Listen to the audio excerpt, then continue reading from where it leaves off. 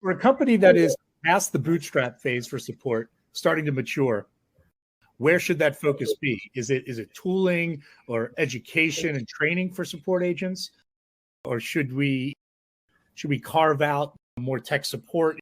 I think for those businesses that are kind of getting enough critical mass on their products that they actually need to build support, where do you focus when it comes to escalations at that stage? What are your thoughts? In my view, I would say you need to build both.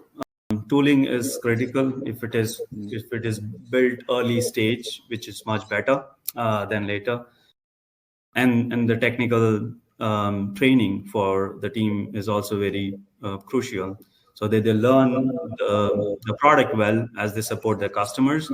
At the same time, whatever is coming out of the product, you're building the tool which makes it easy for them to be able to handle whatever is incoming, right? So if a company is growing pretty fast enough, then you should also be in a position to manage all the incoming escalations. So it's important you build both the technical aspect as well as the tooling. Yeah, I think you said the upskilling is critical, right? Because the greater the upskilling, the more the engineer is able to handle what's put in front of them. But I also think insights, right? I think the relationship between support and product should be just like that, so that as we find issues, we can say, hey, we're seeing this on average, roughly across 10, 20 customers, same issue. We need to fix this, shoot that back in engineering so we can get better at product quality.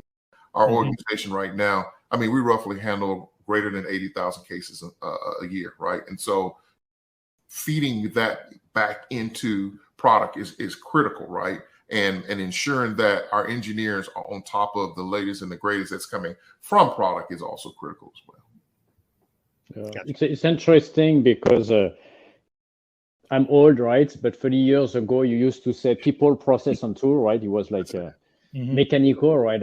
I think now sometimes technology and again with machine learning are able to bypass the process, right? So if you are in a hurry and you have a very good product, I mean, you can go from the people to the tool directly, right?